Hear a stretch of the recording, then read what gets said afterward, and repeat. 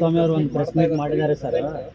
Press meet ಮಾಡ್ತಾ ಇದ್ದಾರೆ. ನಿನ್ನೆ ರಾತ್ರಿ ಇಡೀ ನೀವು ಅವ್ರನ್ನ ಹೆಂಗ ಅರೆಸ್ಟ್ ಮಾಡ್ಬೇಕು ಅನ್ನೋದನ್ನ ಯೋಚನೆ ಮಾಡಿ ಮನೆಯಲ್ಲಿ ಕುಂತು ಪ್ಲಾನ್ ಮಾಡಿದ್ರೆ ಯಾವುದೇ ಕಾರಣಕ್ಕೂ ಅರೆಸ್ಟ್ ಮಾಡಕ್ಕಾಗಲ್ಲ ಅಂತಂದು ಒಂದು ಮೈನಿಂಗ್ ಸಂಬಂಧಪಟ್ಟಿದ್ದೆಲ್ಲ SIT ಸಂಬಂಧಪಟ್ಟಂಗೆ ಒಂದು ಹೇಳಿಲ್ಲ.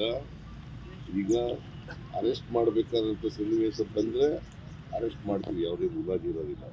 ಆದರೆ ಅಂಥ ಸನ್ನಿವೇಶ ಏನಿಲ್ಲ. ಈಗ ಕುಮಾರಸ್ವಾಮಿ ಭಯ ಪಟ್ಕೊಂಡ್ಬಿಟ್ಟಿದ್ದಾರೆ ಪಾಪ. ಅವ್ರಿಗೆ ಶಾಂಕ್ಷನ್ ಕೊಟ್ಬಿಡ್ತಾರೆ ಗವರ್ನರು ಅಂತ ಭಯ.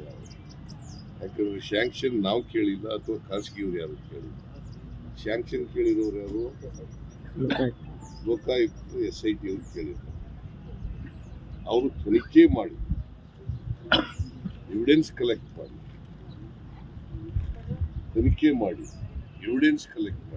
ಆಮೇಲೆ ಕೇಳಿ. ಅವ್ರ ಅರ್ಥ ಇವ್ರ ಮೇಲೆ ಎವಿಡೆನ್ಸ್ ಇದೆ ಅಂತ.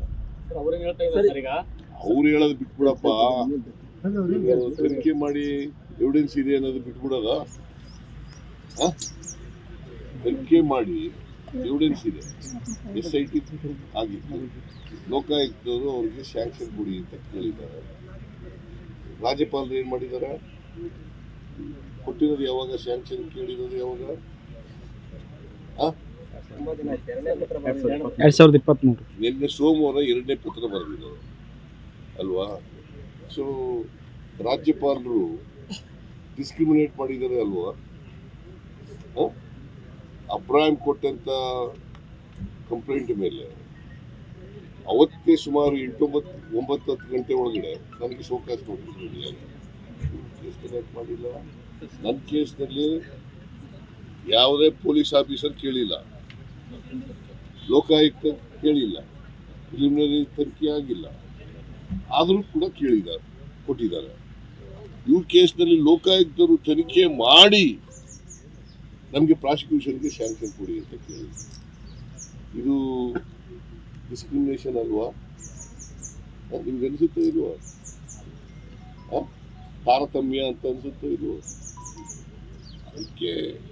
ಅದನ್ನು ಕೇಳಿದ್ರೆ ಅದಕ್ಕೆ ಕುಮಾರಸ್ವಾಮಿ ಸುಳ್ಳು ಹೇಳಿ ಅದನ್ನ ಡಿಫೆಂಡ್ ಮಾಡ್ಕೊಳ್ಳೋಕೆ ಪ್ರಯತ್ನ ಸರ್. ಒಂದು ಲೆಟರ್ ಇವತ್ತು ಅದನ್ನ ತೋರಿಸಿದ್ದಾರೆ ಸರ್ ಕುಮಾರಸ್ವಾಮಿ ಅವರು. ಅಂದ್ರೆ ಪ್ರಾಧಿಕಾರಕ್ಕೆ ಬರೆದಿರುವಂತ ಲೆಟರ್ ಸರ್, ಮಿಸಸ್ ಅವರೇ ಬರೆದಿದ್ದಾರೆ ಅಂತ ನಂಗೆ ಒಂದು ಲೆಟರ್ ಸುಳ್ಳು ಇವತ್ತವರೆಗೆ ಹೇಳಿದ್ರ ಪಾದಯಾತ್ರೆ ಮಾಡಿದ್ರಲ್ರಿ, ಹೇಳಿದಾರ?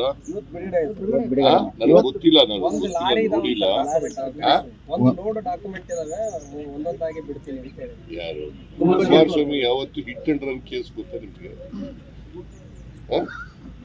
ಕುಮಾರಸ್ವಾಮಿ ಯಾವತ್ತು ಹಿಟ್ ಅಂಡ್ ರನ್ ಕೇಸ್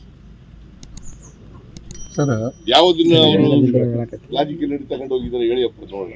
ಇವತ್ತಿನವ್ರಿಗೆ ಅನೇಕ ಅಲಿಗೇಷನ್ ಮಾಡಿದ್ದಾರೆ. ಪೆನ್ ಡ್ರೈವ್ ಇದೆ ನನ್ನ ಹತ್ರ ಇಲ್ಲಿ